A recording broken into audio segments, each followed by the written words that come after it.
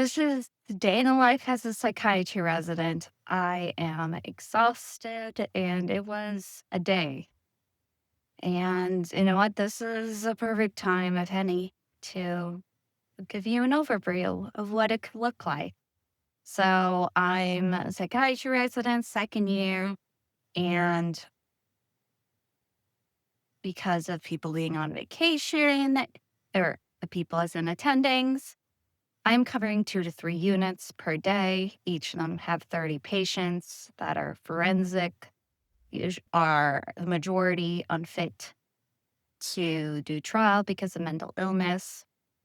And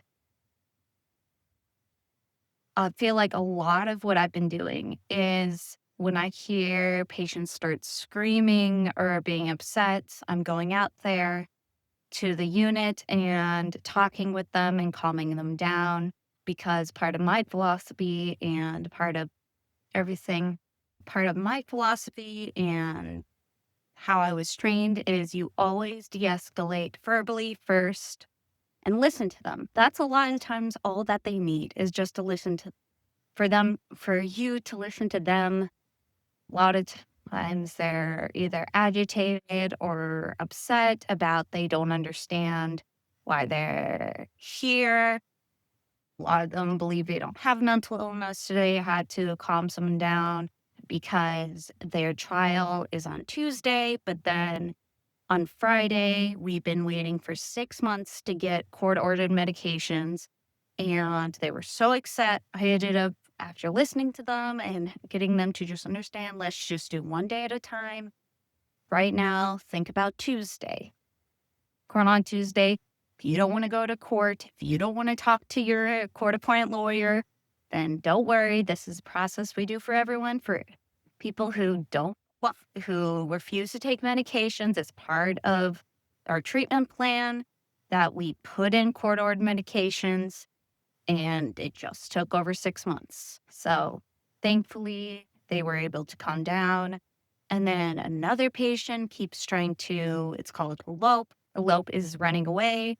So they were hiding behind the door and waiting for like a nurse or social worker to come in, and they were like running out the door. However, there's two, three, four different doors that are locked. So obviously they got caught and brought back. But then they were starting to have anxiety and a panic attack. And thankfully, I was able to help, like, calm them down ish and say, like, do you want anxiety medication? They said yes. So I asked the nurse to get the medication ready. Then they got aggressive and said, never mind, I don't want it anymore.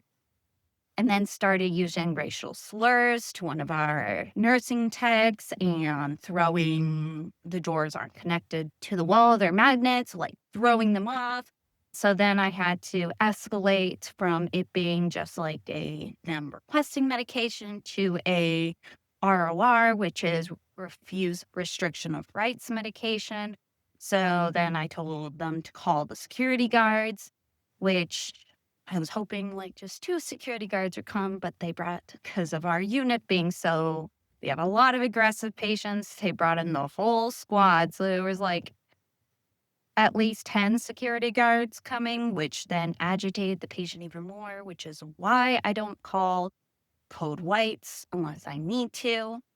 And then they grab the patient and the patient fighting them. So yeah, that was a whole ordeal. Patients like screaming, and anyway, that happens, and we have to do paperwork on that because they also had to hold them down, which the escalation after that would be put them in restraints or put them in the seclusion room, which again, I do not like to do unless absolutely necessary. Thankfully, this patient is calmed down enough for them to go into their room. So I didn't need to use restraints. Yeah. But yeah, that was that. And then this whole thing with pharmacy going back and forth because they don't let us do, it's a state institution. They don't let us do dual antipsychotics, even though once you go through all the all the antipsychotics and if they don't work well enough, that is definite normal thing to do in medicine is you add in two. The pharmacist really doesn't want to do that. And so definitely going all this paperwork back and forth. It's a lot and it's exhausting, but yes, I will still go in tomorrow and I still love it,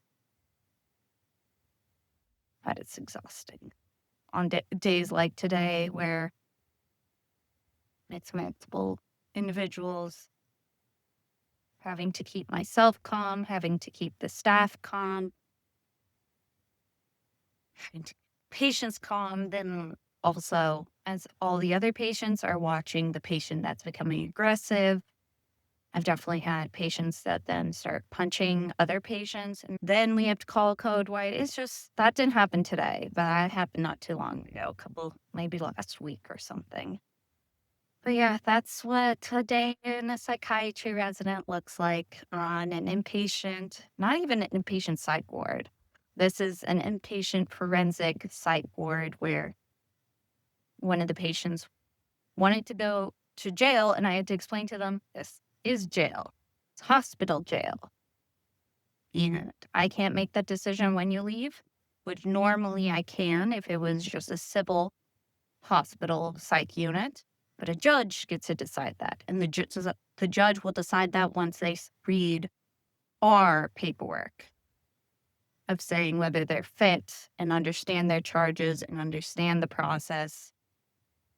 I'm learning a lot. Yeah. What questions do you have? I'll make sure I'll link the video that's more specifics on what forensics is, like antisocial personality disorder, like psychopaths. Now I've met them. To that point, I had not become scared of patients.